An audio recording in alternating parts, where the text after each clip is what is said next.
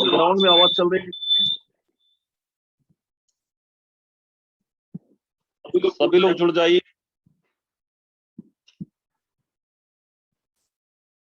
क्या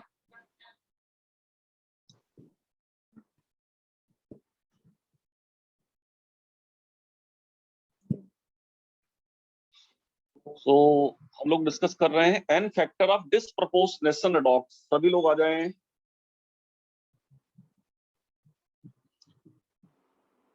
सोभित जी आ जाइए।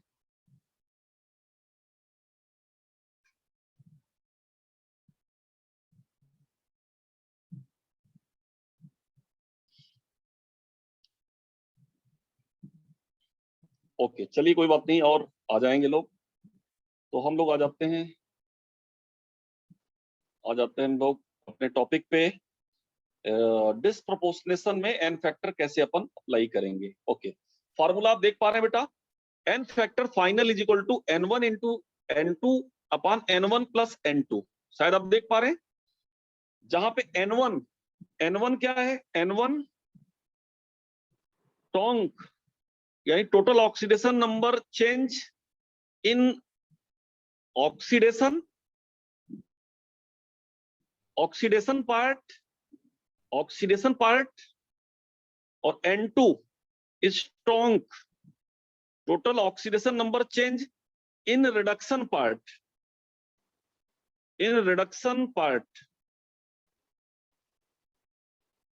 मतलब रिडॉक्स रिएक्शन में ही special kind of redox reaction है जिसका नाम है डिसप्रपोर्शनेशन रिडॉक्स। तो डिसप्रपोर्शनेशन रिडॉक्स में अगर एन फैक्टर फाइनली आपको निकालना है, भाई एक एलिमेंट ऑक्सीडाइज भी हो रहा है, रिड्यूस भी हो रहा है, और आपको वहां पे फाइनली एन फैक्टर निकालना है, तो अब वो कैसे निकालेंगे, उसका एक फॉर्मूला है कि final n factor is equal to n1 into n2 upon n1 plus n2। इस फार्मूले से हम लोग निकाल सकते हैं। जैसे एक एग्जांपल मैं लेता हूं यहाँ पे और उस बात को समझाने का आपको प्रयास करता हूं। फॉर एग्जांपल देखें, एक डिसप्रपोर्शनेशन रिएक्शन ले लेते हैं बेटा। एक डिसप्रपोर्शनेशन रिएक्शन है अपने पास। मान लो कि Cl2 क्लोरीन जो है बेसिक मीडियम में कहा जाता है बेटा, क्लोरीन बेसिक मीडियम में जाता है क्लोराइड में Cl माइनस में, और प्लस OCl माइनस में, OCl माइनस में यहाँ पे कन्वर्ट होता है बेसिक मीडियम में। अब ध्यान से देखिए, क्या ये रिएक्शन डिसप्रपोर्शनेशन है कि नहीं है? ये रिएक्शन डिसप्रपोर्शनेशन रिडॉक्स है कि नहीं? सृष्टि आ जाए अंदर, सृष्टि भी आ गई। तो ये रिएक्शन डिसप्रपोर्शनेशन है कि नहीं, जरा चेक करके बताओ, इज इट डिसप्रपोर्शनेशन और नॉट? क्लोरीन का ऑक्सीडेशन नंबर यहाँ पे अगर देखोगे तो 0 है, इधर क्लोरीन का ऑक्सीडेशन नंबर -1 है, यानी 0 से -1 जाने का मतलब क्या हुआ, रिडक्शन। लेकिन OCl माइनस में क्लोरीन की ऑक्सीडेशन नंबर क्या होगी? OCl माइनस में क्लोरीन की ऑक्सीडेशन नंबर होती है बेटा +1। तो अब यहाँ पे ऑक्सीडाइज हो गया, यानी क्लोरीन ही 0 से -1 जा रहा। आप देखें, 0 से ये क्लोरीन -1 जा रहा तो रिडक्शन हो गया, और यही क्लोरीन बेटा 0 से +1 जा रहा तो ऑक्सीडेशन हो गया। तो क्या इसको हम लोग डिसप्रपोर्शनेशन बोलेंगे कि नहीं बोलेंगे? Yes sir. तो अब ये डिसप्रपोर्शनेशन रिडॉक्स हो गया। अब इस डिसप्रपोर्शनेशन रिडॉक्स में क्या करें हम, इसका फाइनल एन फैक्टर क्या निकालें?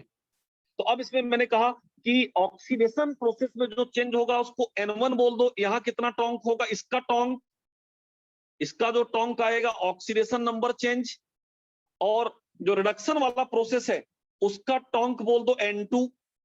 तो अगर मैं आपसे पूछूं कि ये बताओ n1 की वैल्यू क्या है, यहाँ पे n1 को कैसे लिखेंगे? क्लोरीन यानी Cl2 कहां जा रहा है?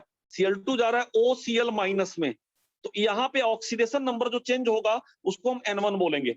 तो बताइए यहां से यहां जाने पे क्या टोंक क्या आएगा? इसका टोंक जिसको आप n1 बोल रहे हैं, n1 की वैल्यू कितनी आएगी बताओ? क्लोरीन का ऑक्सीडेशन नंबर चेंज कितना है यहाँ? ये 0 है, 0 है और 2 क्लोरीन है, तो 2 इंटू 0 क्या हो जाएगा? 0। इधर इधर एक ही क्लोरीन है, एक क्लोरीन का +1 है, लेकिन 2 क्लोरीन अगर कर दें बेटा तो कितना हो जाएगा? 2 क्लोरीन का कितना हो जाएगा? ये एक क्लोरीन का +1 है, 2 इंटू +1 यानी +2 हो गया। तो अब 0 और +2 के बीच का डिफरेंस कितना है? 2।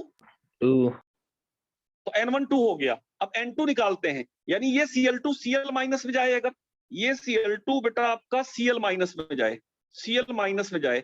अब बताओ यहाँ पे कितना डिफरेंस है ऑक्सीडेशन नंबर का, यहाँ पे भी क्लोरीन 0 है तो 2 इंटू 0, 2 इंटू 0 है तो 0 ही रहेगा, 2 इंटू 0 से 0। यहाँ पे क्लोरीन -1 है, लेकिन एक क्लोरीन नहीं 2 क्लोरीन लेना है, तो 2 इंटू -1 क्या हो जाएगा, -2। यहाँ कितने का डिफरेंस है बेटा, यहाँ पे टोंक या N2 बोले तो यहाँ पे N2 की वैल्यू कितनी आएगी बेटा, मॉड लगा के 2। 2। तो अब इस पूरी रिएक्शन का जो नेट बेटा एन फैक्टर है, नेट एन फैक्टर ये देखो आप, ये फार्मूला नेट एन फैक्टर का है, यानी N1 into N2। So net n factor या n factor final is equal to N1 into N2 upon N1 plus N2। बेटा कितना हो गया, N1 इंटू 2 है, यानी 2 इंटू 2 अपॉन 2 प्लस 2, बेटा 4 अपॉन 4, कितनी वैल्यू आ गई, 1 आ गई क्या।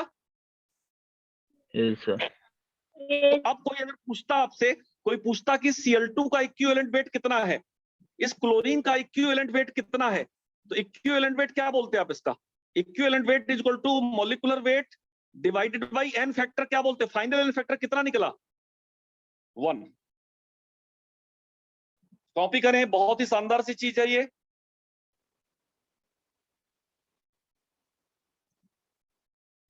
एक दूसरा भी एग्जांपल दे रहा हूं, आप डिस्प्रोपोर्शनेशन का है, उसको करके बताइए।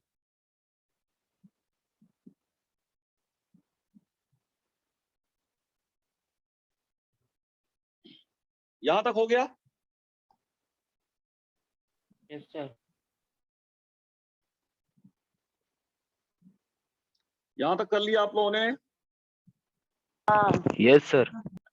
अनदर एग्जांपल, एक दूसरा एग्जांपल मैं डिस्प्रोपोर्शनेशन का देता हूं। ये जो Cl2 है बेटा, ये Cl2 जा रहा है Cl माइनस में और ClO3 माइनस में, ये भी डिस्प्रोपोर्शनेशन रिएक्शन है, चेक कर लीजिए। अब मैं पूछूं कि फाइनली एन फैक्टर Cl2 का क्या होगा, जरा चेक करके सभी लोग बताइए। आप सभी के पास बेटा 1 मिनट का टाइम है, you all having 60 second. Try to solve the final n factor of this reaction for Cl2.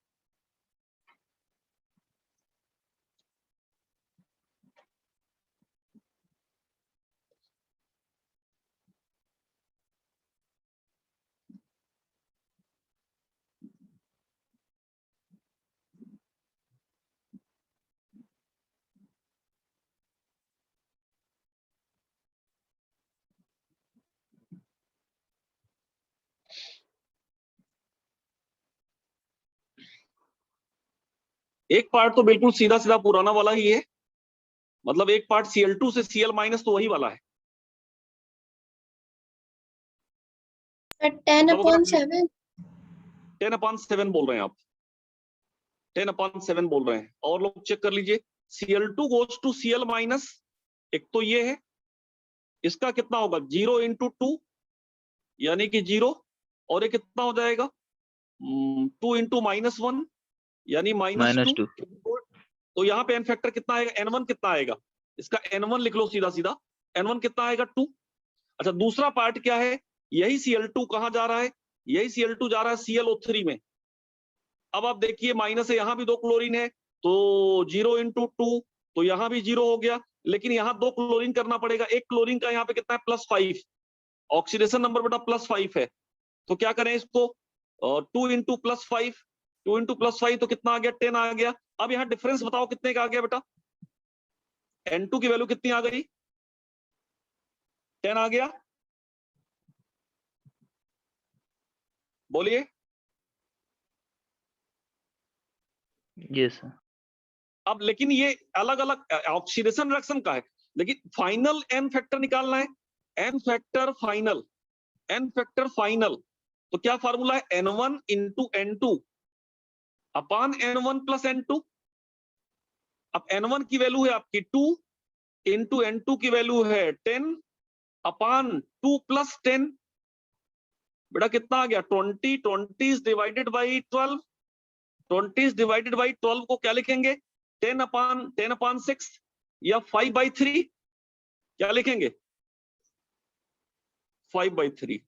So final n factor is 5/3. Please copy this. लेकिन ये डिस्प्रपोर्शनेशन के लिए ये फॉर्मूला अप्लाई करेंगे हम।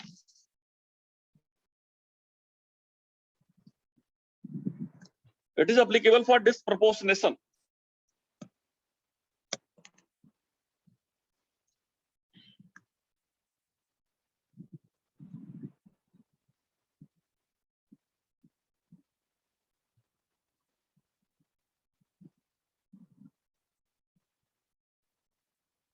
तो क्या यहां तक आपको n फैक्टर्स से रिलेटेड कुछ चीजें समझ में आई? मैंने एक चीज शुरुआत में ही कल बोली थी कि बेटा जो इक्विवेलेंट वेट है, मैंने ये कहा था equivalent weight is equal to molecular weight या एटम के केस में एटॉमिक वेट अपान क्या मैंने लिखा था बेटा n फैक्टर। इक्विवेलेंट वेट समझाने के लिए ये चीज हम लोगों को करनी पड़ी। और ये जो मॉलिक्यूलर वेट है ये तो ठीक है मॉलिक्यूलर वेट, और जो n फैक्टर होता है n फैक्टर को मैंने क्या कहा था कि a हो सकता है, ये b हो सकता है, ये c हो सकता है, ये n हो सकता है, ये v हो सकता है, ABC NV। फिर से रिकॉल करिए बेटा a का मतलब क्या है, what do you mean by this a? a किसको बता रहा है, a टर्म किसको बता रहा है, a का मतलब बताएं आप मुझे क्या है, a क्या बता रहा है, एसिडिटी। ए का मतलब होता है एसिडिटी। एसिडिटी क्या होता है, number of replaceable hydroxyl ion, यानी बेस के लिए, इट इज फॉर बेस के लिए हो गया बेटा, ये बेस के लिए एसिडिटी हो गया, यानी नंबर ऑफ रिप्लेसेबल। ए का मतलब एसिडिटी। इस बी का मतलब क्या है बेटा, बेसिसिटी। कल आपने पढ़ा था basicity is number of replaceable hydrogen, यानी कोई एसिड अगर है तो किसी भी एसिड का एन फैक्टर क्या होगा, बेसिसिटी होगी, बेस के लिए एसिडिटी होगी। और जो सी है बेटा, सी का मतलब क्या है, सी का मतलब है चार्ज। साल्ट के लिए अगर साल्ट है, कोई साल्ट है आपके पास, तो उस साल्ट का एन फैक्टर निकालना है तो टोटल चार्ज, यानी उसके ऊपर टोटल पॉजिटिव चार्ज कितना है या टोटल नेगेटिव चार्ज कितना है, ये सी हो गया बेटा। आज ही बताया कि नहीं बताया ये चीज, राइट। और एन का मतलब सीधा सीधा हो गया बेटा total number of change in oxidation number. In fact इसको टोंक भी बोल सकते हैं, number of change in oxidation number. N का मतलब यहां से है, इसको बोल सकते हैं टोंक, बोल सकते हैं इसको, मतलब ऑक्सीडेशन रिएक्शन केस में इसको बोल सकते हैं टोंक, या number of cancelled electron, number of electron cancelled. ये बेटा ये जो पॉइंट है किस पॉइंट कहां पे लगता है, ये पॉइंट अप्लीकेबल कहां पे ज्यादातर है, रेडॉक्स में। This is applicable in redox. और जो वी है बेटा, इस वी का मतलब होता है कई बार कुछ भी नहीं पता होता है तो वैलेंसी फैक्टर, मतलब वैलेंसी क्या है उस एटम की, वहां से आ जाता है ये। तो सिंपली आप देखिए कि बहुत शानदार सी चीज आपके सामने लिखी है कि किसी भी रिएक्शन में किसी भी कंपाउंड या एटम का इक्विवेलेंट वेट मॉलिक्यूलर वेट और एन फैक्टर के रेशियो के बराबर होगा, और जो एन फैक्टर होगा ये ABC NV के फॉर्म में कहीं न कहीं पे आ जाएगा। अब रहा सवाल ये कि प्रैक्टिस जितनी ज्यादा आप कर लेंगे उतना बेहतर होगा कि आप एन फैक्टर कैलकुलेट कर लें। और मैंने लगभग सारे केसेस को कवर कर लिया थ्योरेटिकली कि एन फैक्टर आप कैसे निकालेंगे, एसिड के केस में कैसे कैलकुलेट करेंगे, बेस के केस में कैसे कैलकुलेट करेंगे, रिएक्टिंग कंडीशन में कैसे कैलकुलेट करेंगे, साल्ट में आप कैसे निकालेंगे, और साल्ट के बाद आप रेडॉक्स रिएक्शन में ऑक्सीडेशन प्रोसेस है या रिडक्शन प्रोसेस है, तो ऑक्सीडेशन और रिडक्शन की प्रोसेस में आप किस तरह से कैलकुलेट करेंगे, राइट। ये तमाम सारी चीजें। और उसके बाद फिर हमने डिस्प्रोपोर्शनेशन रेडॉक्स अगर है तो वहां पे आप किस तरह से कैलकुलेट करेंगे, किस तरीके से आप वहां पे निकालेंगे, ये चीजें मैंने आपको यहाँ पे बता दी। अब रहा सवाल की प्रैक्टिस करने की जरूरत है, कुछ प्रैक्टिस कर ले हम लोग एन फैक्टर की, सो दैट आप जो है बहुत ही क्लैरिटी के साथ ऐसे कॉन्सेप्ट का जवाब दे पाए। तो अब मैं प्रैक्टिस मोड में आ रहा हूं, और प्रैक्टिस मोड में आने का मतलब कि आप सभी से पूछूंगा कि आपको एन फैक्टर बताना है क्या होगा। ठीक है, जस्ट प्रैक्टिस। तो प्रैक्टिस करवाता हूं मैं, रूल आपको बता दिया मैंने। प्रैक्टिस देखिए, कॉन्सेप्ट आपको सिखा दिया और चीजें बता दी। मान लो बेटा एक कॉन्सेप्ट है अपने पास कि FeSO4, मैं पहले लिख लेता हूं फिर पूछूंगा। FeSO4 किसी रिएक्शन में कन्वर्ट होता है FeCl3 में, FeCl3 में। अच्छा एक चीज ध्यान रखना कि एन फैक्टर निकालने का इनमें से ही कोई तरीका होगा, ABCNV में से ही कोई ना कोई तरीका लग जाएगा जिससे एन फैक्टर निकल आएगा। FeSO4 goes to FeCl3।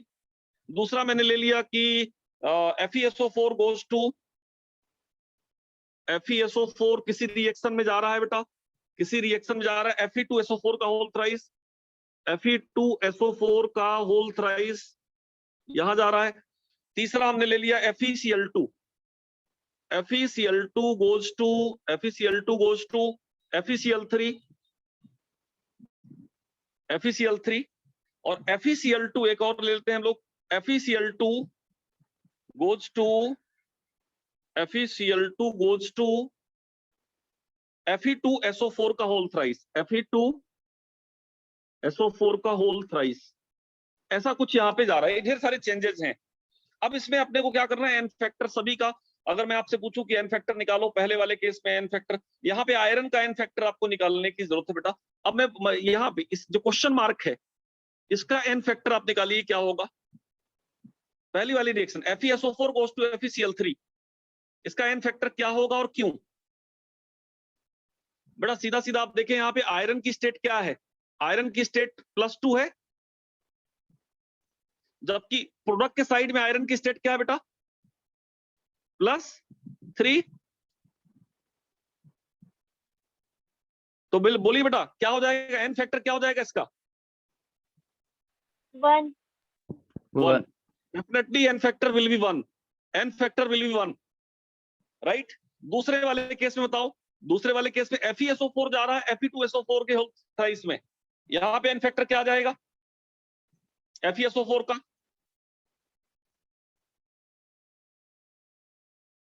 1। बोलो बताइए, यहां पे सेकंड वाले केस में FeSO4 जा रहा है Fe2SO4 का होल थ्राइस, क्या एन फैक्टर होगा,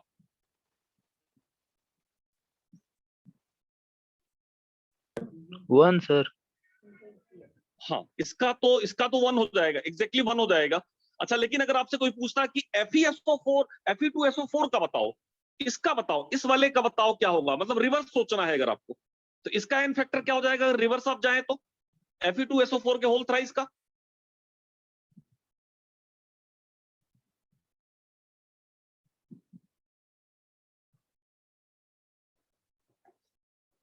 अब 2 एटम के को कंसीडर करना है, क्योंकि उसके एक मॉलिक्यूल में 2 एटम है बेटा, उसके एक मॉलिक्यूल में 2 एटम है। तो सेकेंड वाली रिएक्शन का रिवर्स अगर सोचें तो फेरिक सल्फेट का एन फैक्टर कितना हो जाएगा, 2 हो जाएगा, बिल्कुल 2 हो जाएगा। क्यों, क्योंकि यहाँ पे 3 2 जा 6 है और उसको 2 करोगे तो 2 2 जा 4, यानी 2 आ जाएगा, बिल्कुल सही जवाब है। अच्छा जबकि रिएक्शन नंबर 1 में FeCl3 का पूछते बेटा, FeCl3 का तो यहाँ भी 1 आता, 1 क्यों आता कि एक ही एटम है, इधर उधर भी गए तो एक ही एटम है। अच्छा आ जाते हैं थर्ड वाली में, अब कोई बोले कि FeCl2 गोज टू FeCl3, यहां तो सिंपल दिख रहा है बेटा, दोनों का ही 1 होगा, फॉरवर्ड का भी 1 होगा और बैकवर्ड वाले का भी कितना होगा बेटा, 1। What about this, FeCl2 goes to Fe2SO4 का होल थ्राइस, इसका बताओ, इधर 1 होगा, लेकिन अगर बैकवर्ड सोचो तो क्या हो जाएगा बैकवर्ड,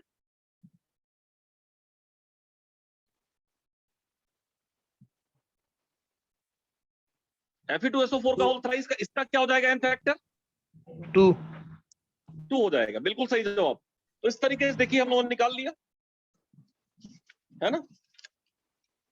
ढेर सारे क्वेश्चन और करते हैं हम लोग प्रैक्टिस के तौर पे, सो दैट आपको कुछ ना कुछ हेल्प मिलती रहे। मान लो मैं कुछ रिएक्शन यहाँ पे लिख रहा हूँ, है ना, स्टार करके उनका प्रैक्टिस करना है। मान लो एक रिएक्शन ऐसी जहां पे H2SO4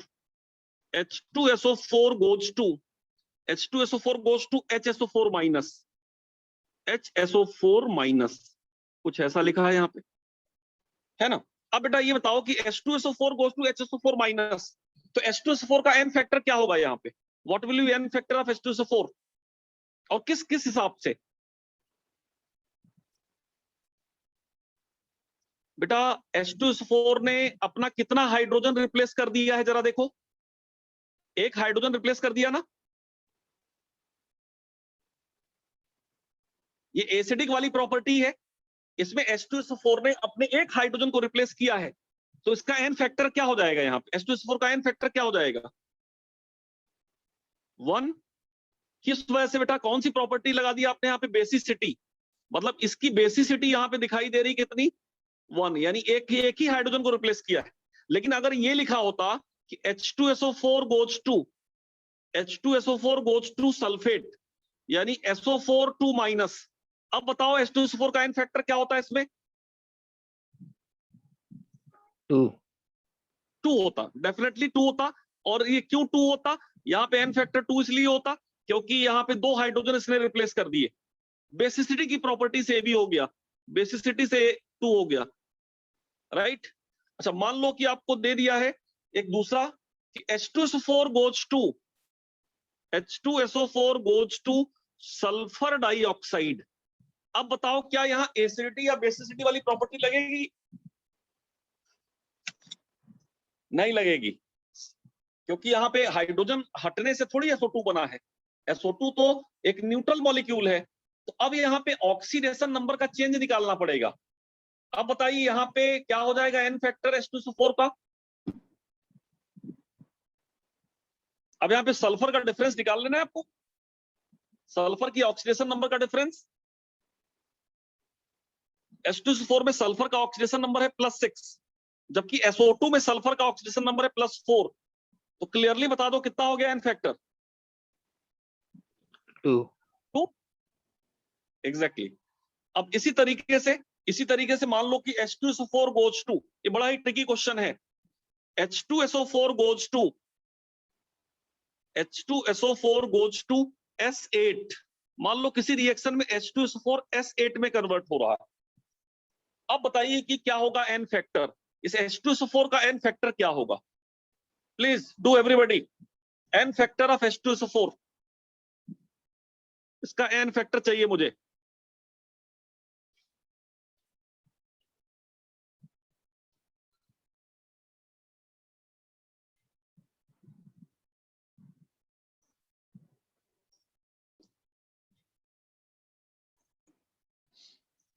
अब यहाँ पे रिप्लेसेबल हाइड्रोजन भी नहीं है, तो सिर्फ एक ही तरीका बचता है, ऑक्सीडेशन नंबर का चेंज वाला तरीका बचता है। 6 बोल रहे हैं आप, और मुझे लगता है कि 6 is a right answer. 6 is a right answer. क्यों? क्योंकि यहाँ पे सल्फर की ऑक्सीडेशन नंबर है +6 और एसेट में सल्फर की ऑक्सीडेशन नंबर है 0, तो एक एटम का भी 0 होगा और यहाँ +6, तो यहाँ पे क्या हो जाएगा? 6 हो जाएगा। बिल्कुल सही है। लेकिन बेटा अगर कोई आपसे पूछता कि what is n factor of asset, n factor of asset का n फैक्टर इस रिएक्शन में क्या होगा, तो आप रिवर्स जरा जाके जाइए, बताइए क्या होगा एसेट का n फैक्टर?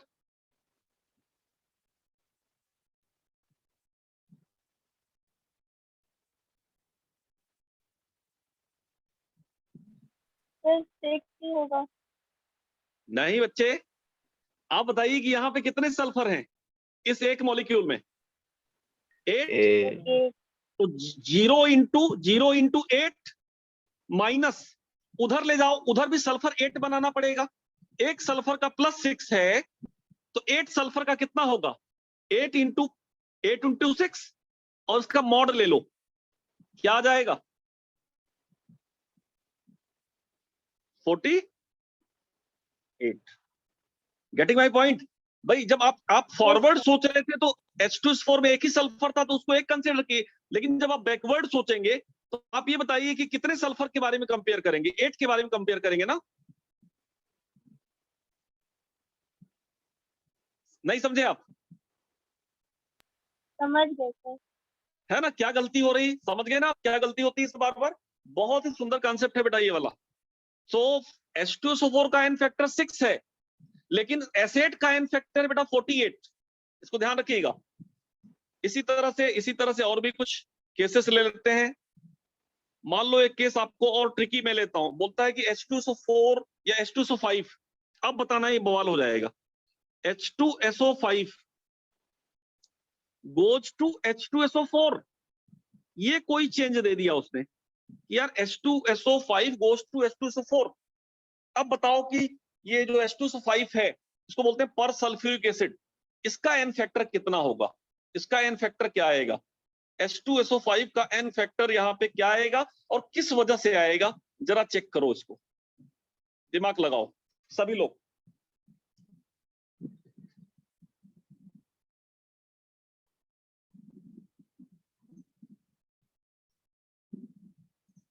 अब यहां ना तो हाइड्रोजन डिस्प्लेस हुआ है और ऑक्सीडेशन नंबर, एक चीज मैं बताऊंगा कि सल्फर की ऑक्सीडेशन नंबर दोनों ही केस में क्या है बेटा? दोनों ही केस में सल्फर की ऑक्सीडेशन नंबर +6 आती है बेटा। ये भी +6 है और ये भी +6 है। इसका मैंने स्ट्रक्चर आपको बताया था। सल्फ्यूरिक एसिड का स्ट्रक्चर तो S double bond O H इस तरह से है, और जो पर सल्फ्यूरिक एसिड है, पर सल्फ्यूरिक एसिड यानी कि SO5 जो है, ये भी S double bond O H, एक प्रॉक्सी लिंकेज है OH, ये इसकी स्ट्रक्चर है। अब यहाँ पे बेटा सल्फर, ये भी +6 वाला सल्फर है और ये भी +6 वाला सल्फर है, तो ऑक्सीडेशन नंबर में भी चेंज नहीं आ रहा है और ये एसिडिटी या बेसिसिटी वाले कॉन्सेप्ट से भी डिलीवर नहीं होगा। तो अब बताइए कि क्या करें बेटा इसको, इसका एन फैक्टर कैसे निकालें? H2SO5 goes to H2SO4, इसका एन सर फैक्टर वैलेंस कैसे निकाला जाए?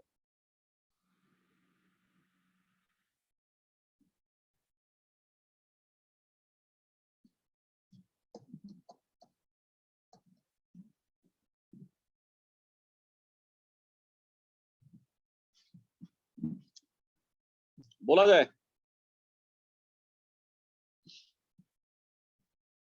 कोई रिएक्शन तो हो रही है, H2SO5 H2SO4 में जा रहा है, लेकिन ऑक्सीडेशन नंबर में भी चेंज नहीं है, +6 है और हाइड्रोजन भी डिस्प्लेस नहीं हुआ है।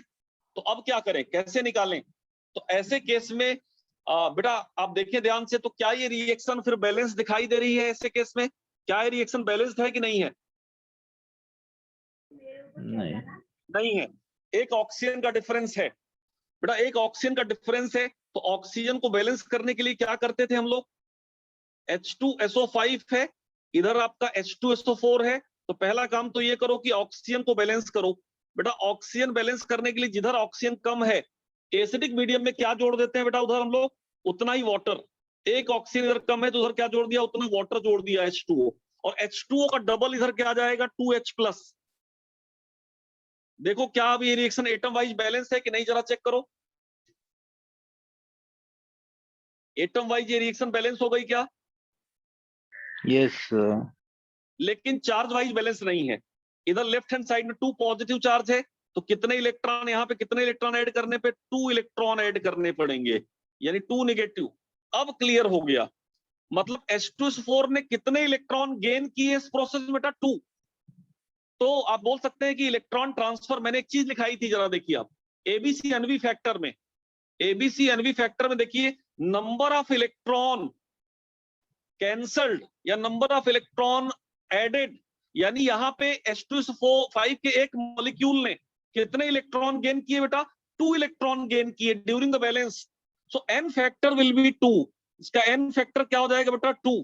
तो कई बार इस तरह से एन फैक्टर आता है कि वहां पे ना तो ऑक्सीडेशन नंबर का चेंज दिखाई देगा, ना तो हाइड्रोजन रिप्लेस होता दिखाई देगा, लेकिन वो रिएक्शन होगी वहां पे। तो उस रिएक्शन को बैलेंस करिए, और बैलेंस करते समय जितना इलेक्ट्रॉन पर मॉलिक्यूल ट्रांसफर हो रहा है, मतलब there is a number of electron transferred transferred per molecule is also n factor. बहुत इंपॉर्टेंट चीज आपके सामने लिख दी है मैंने, अच्छे लेवल की, कंपटीशन के लेवल की। तो इस एग्जांपल को शायद आप भूलेंगे नहीं, ये जो H2SO5 का H2SO4 में जाने वाला एग्जांपल है, यहाँ पे n फैक्टर 2 कैसे आया।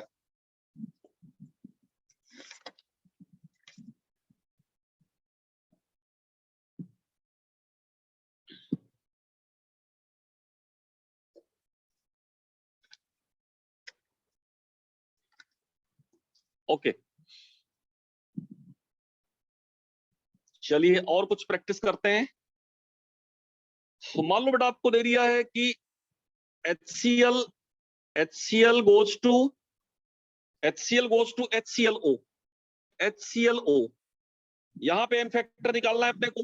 तो HCl में क्लोरीन का क्या है बेटा, यहाँ पे क्लोरीन का -1 है, और यहाँ पे क्लोरीन का क्या है बेटा, ऑक्सीडेशन नंबर +1 है। तो अब बताओ कितने का डिफरेंस आ गया। HCl से HClO जा रहे हैं, -1 से +1 में कितने का डिफरेंस आ गया। 2 का। तो n फैक्टर क्या हो जाएगा, 2। n factor will be 2। इसी तरह से अगर लिखा जाए कि HCl goes to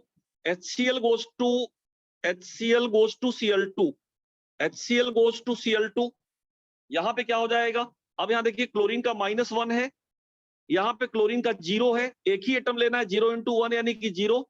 तो -1 और 0 में कितने का डिफरेंस आ गया, यानी n फैक्टर क्या हो जाएगा यहाँ पे बेटा, 1। और मान लो लिखा होता कि HCl goes to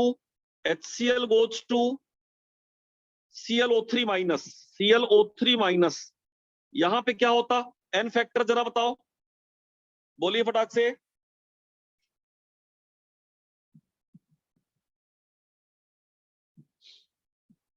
sir 4।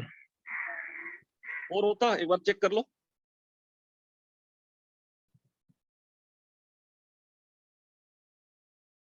Four होता। सृष्टि आ रही हैं, ऐड कर लें। क्लोरीन का -1 है और Cl क्लोरीन का कितना है, क्लोरीन का यहाँ -1 है और वहां क्लोरीन का कितना है बेटा, +5 है ना। तो -1 और +5 पे कितने का डिफरेंस आएगा, 6 का ना। ओके, वही तो कह रहा हूं, फटाफट जवाब देना चाहिए इसका। मान लो HCl जा रहा है बेटा ClO4- में, ClO4-। अब यहां बताओ n फैक्टर क्या है HCl का,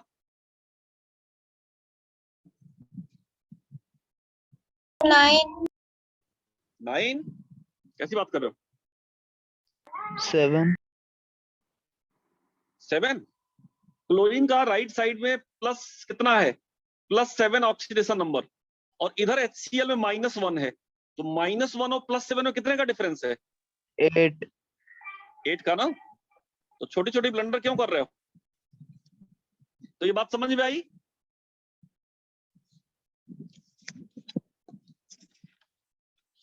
चलिए कुछ और एग्जांपल लेते हुए आगे बढ़ते हैं। अब मान लो कि आपको दे दिया जाए कुछ ऐसा, ऑक्सलेट या ऑक्जेलिक एसिड दे दिया है COOH,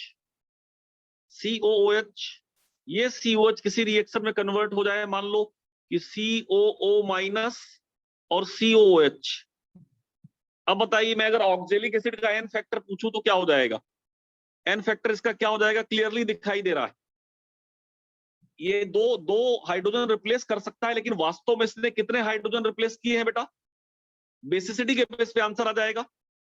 क्या आंसर होगा इसका, 1 सर 1। एग्जैक्टली 1। किस लॉजिक से, बेसिसिटी। अच्छा, लेकिन मान लो कि अगर ये दिया होता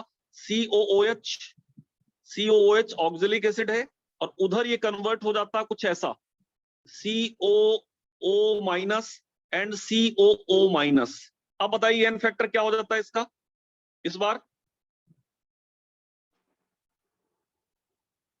2 सर। क्लियरली 2 हो जाता। दो हाइड्रोजन रिप्लेस कर दिया इसने, यानी बेसिसिटी के बेस पे आप यहां पे बोल देते 2। लेकिन अगर यही मान लो कि COH है, यही COH है, ये COH उधर कहीं कन्वर्ट हो रहा है कुछ इस तरह से, CO2 बन रहा है मान लो, कार्बन डाइऑक्साइड। अब बताओ इस केस में कितना हो जाएगा, कार्बन डाइऑक्साइड बन रहा है, इस केस में क्या हो जाएगा एन फैक्टर। अब यहाँ पे तो बेसिसिटी वाला कॉन्सेप्ट चलेगा नहीं, तो बेसिसिटी वाला नहीं चलेगा तो चेंज इन ऑक्सीडेशन नंबर वाला कॉन्सेप्ट चलेगा। अब यहाँ पे एन फैक्टर बताइए, इस केस में एन फैक्टर क्या हो जाएगा। अब यहाँ पे कार्बन का दोनों तरफ निकाल के डिफरेंस निकाल देना है। कार्बन की ऑक्सीडेशन नंबर क्या होगी यहाँ पे ऑक्जेलिक एसिड में,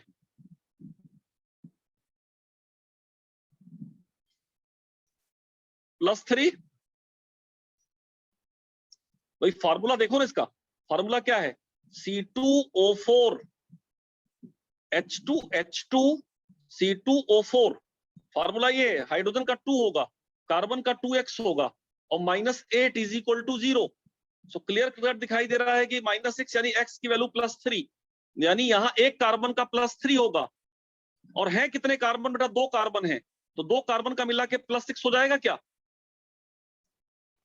और यहाँ कार्बन डाइऑक्साइड में +4 होगा, लेकिन अगर वहां 2 कार्बन है तो यहाँ भी 2 कार्बन करेंगे, तो बेटा ये 2 × +3 और यहाँ पे 2 × +4, इसका डिफरेंस कितना हो जाएगा, और डिफरेंस का मॉड जरा बताओ, 2 and this is an factor. क्यों भाई, Yes, sir. तो कई बार एसिडिटी लगेगी, कभी बेसिसिटी लगेगी, कभी चेंज इन ऑक्सीडेशन नंबर लगेगा, कभी इलेक्ट्रॉन का ट्रांसफर लगेगा, और आपको किसी न किसी तरीके से एन फैक्टर निकालना आना चाहिए। ठीक बात है। अब देखिए जरा H2O2 बहुत ही इंपॉर्टेंट चीज है। H2O2 का एन फैक्टर हमेशा 2 होता है बेटा। H2O2 या तो H2O में कन्वर्ट होता है, राइट, या H2O2 कन्वर्ट होता है बेटा O2 में। H2O2 कन्वर्ट होता है O2 में। अब दोनों ही केसेस में एन फैक्टर निकालना है आपको। एन फैक्टर इस केस में भी निकालना है, एन फैक्टर इस केस में भी निकालना है। आप देखिए कि H2O2 में जो ऑक्सीजन है, पहले वाले केस में आप देखें, पहले वाले केस में ऑक्सीजन -1 स्टेट पे है, और यहाँ जो वाटर में ऑक्सीजन है -2 है। क्योंकि -1 इसलिए क्योंकि परऑक्साइड है, तो परऑक्साइड में -1 होता है वो, और नॉर्मल ऑक्साइड में -2। तो -1 से -2 यानी वो रिड्यूस हो गया। रिड्यूस हुआ यानी किसका काम कर रहा है H2O2 बेटा, ये ऑक्सीडाइजिंग एजेंट का काम कर रहा है यहाँ पे, एज अ ऑक्सीडाइजिंग एजेंट। तो एन फैक्टर कितना हो जाएगा, यहाँ पे ऑक्सीजन के 2 एटम हैं, तो बेटा 2 × -1, और वहां पे भी ऑक्सीजन के 2 एटम करेंगे, तो डिफरेंस माइनस निकालना है, यानी कि 2 × -2। अब बताओ इसका मॉड कितना आ जाएगा बेटा, मॉड कितना आ जाएगा, ये दोनों का डिफरेंस निकालें, कितना आ जाएगा डिफरेंस, बोलिए। 2 आएगा क्या, ये बेटा -4 हो गया, -4 हो गया है, -2, -4 और -2 क्या, ये 2 का डिफरेंस आ गया कि नहीं, मॉड लगा दिया डिफरेंस, तो एन फैक्टर्स का 2 आ गया। इसी तरह से ये देखिए आप H2O2 -1 है ऑक्सीजन, लेकिन यहाँ 0 है, तो ये ऑक्सीडाइज हो गया। तो जब ऑक्सीडाइज हुआ तो रिड्यूसिंग एजेंट का काम कर रहा है ये, तो एज ए रिड्यूसिंग एजेंट यहाँ पे भी एन फैक्टर अगर निकालेंगे आप, तो बेटा 2 × -1 यहाँ पे यानी -2 यहाँ पे है, और यहाँ पे 2 × 0 यानी कि 0 है। यहाँ पे भी डिफरेंस कितने का है, 2। यानी एक चीज ध्यान रखिएगा कि H2O2 चाहे ऑक्सीडाइजिंग एजेंट हो चाहे रिड्यूसिंग एजेंट हो, उसका एन फैक्टर हमेशा 2 रहेगा। It's an factor will always be 2। Is that clear? Yes, sir. Yes, sir. Practice में कुछ मजा आया आपको? चलिए Yes, sir. कुछ और लेते हैं केसेस। 10 अगर कट जाएगा नेट तो 10 मिनट के लिए जुड़ जाएंगे हम लोग फिर से एक बार, है ना। तो आई होप ये ध्यान रखना कि H2O2 का n factor as a oxidising agent भी 2 होता है, और एज अ रिड्यूसिंग एजेंट भी H2O2 का एन फैक्टर 2 ही होता है, उसमें कोई दो राय नहीं।